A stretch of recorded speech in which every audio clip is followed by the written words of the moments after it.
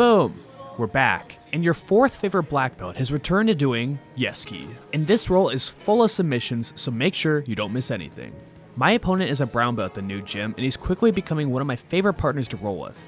As I go towards the reverse de la Riva, he quickly does a hip switch to get out of my control, so I bring my legs back in so he can't pass my guard, and since he's off balance, I'm able to reach in deep for his lapel.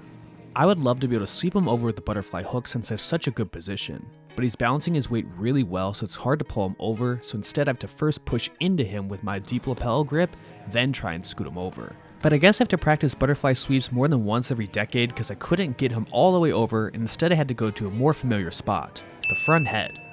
He does something interesting by going towards half guard, but he's not able to scoop up my leg, so he returns to the turtle.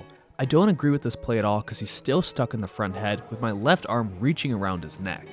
When you go to the front head, you want to try and clear the arms off your head as fast as you can, because if you don't, you're about to see the consequence for it right here. I followed my hip to hit the standard guillotine, and my elbow is already high, so no matter how much he drives into me, it's going to be an easy tap. Now I was able to pull off my signature submission, the guillotine, but for the rest of the roll, I'm not allowing myself to use it at all.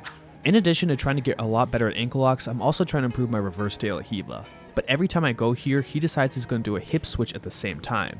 Now I'm able to protect myself by pushing him away with my right leg, but if he were to try and hop over the opposite direction, I'd be in trouble as he could pass my guard. Instead, I abuse his posture with my cross grip as if he owes me money. If someone is that deep in your lapel, the first option you have to do is to rip that out of their control. Now I use his lapel and I try and elevator sweep him over his shoulder, and even though I couldn't capitalize and finish the sweep, it put me into a better position. I was able to grab my left shin and start to work on a shin guard, but as soon as I attained this position, he had the right call in his mind where he was going to try and knee slide right over the top. But like the sneaky rat that I was able to catch his heel with my right hand. Then I could loop my leg on the inside and I could start to set up a 50-50 guard. And to keep this move legal for everyone watching, I brought his leg to the other side, then I drove forward with my knees. From here I just had to go belly down with the ankle lock, use my hips to push forward, and I got the tap. Now for my question of the day, I want to ask you guys about Patreon. I like to start posting exclusive technique content on Patreon, and let me know if you think that'd be a good idea. Videos such as my guillotine breakdown or other technique breakdowns would be the first thing to go on that page, and I'd love to hear your thoughts. Getting back to the roll, I'm able to pull my opponent's ankle and drive it right into my hip. Now to have a successful ankle lock, I need to extend him by pushing him away using my right leg. The more extension I have on him, the more open his ankle will be for my own attacks. Then I bring my hips over the kneecap so I can start to push down with my hips for maximum leverage. I get this submission pretty easily from here, but the bend in the ankle is a really crucial point. Instead of the normal ankle lock where your opponent feels like they can muscle it out, bending the ankle will cause the ligaments to be taut, which basically means things go pop pop.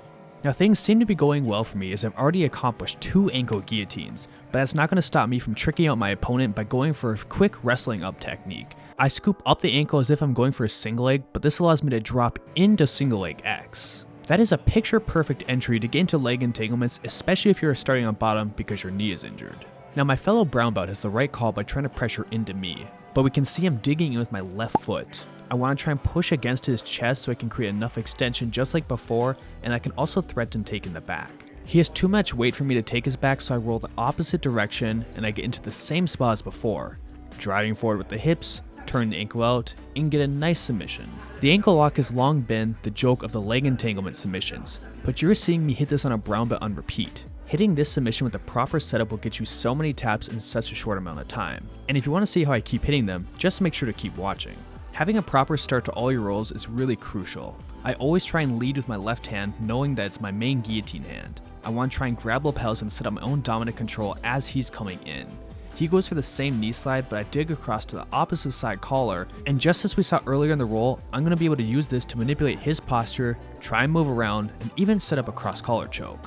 I work up to my knees in the same way I would if I were going for a guillotine, but I keep the lapels and fall backwards and get a quick tap. Now I've probably finished about 5 cross collar chokes in my entire jiu-jitsu career, so now that I just did one here, you could basically say I'm the next Roger Gracie. My opponent tries to start off the round with a little bit of spice. He tries to go right into mount, but unfortunately he misses and his ankles are way too close to me because he failed, which gives me an easy dummy sweep. And if you've already accomplished the dummy sweep, why would you let go of the ankle? I roll towards the same side and I go belly down once again. But he's starting to learn how to defend because he's pushing my feet out of the way and it gives me a lot less leverage. I have to roll through him once again, this time almost hitting a reap, but I can get to the same belly down position and he's running out of time to turn. I get that same torque in the foot and it causes another tap for submission number 6. Hopefully no one is tired of watching these ankle guillotines because I'm not going to stop until I've handicapped the entire world. The round is coming to an end and I just want to update you guys that I will be doing that interview video with Prison Perry so everybody can have the full details about the gym leaving, Basel's Ben, where I'm going from here, and other plans for the channel. If you want him to ask anything specifically, make sure to comment below, and thanks for watching the video.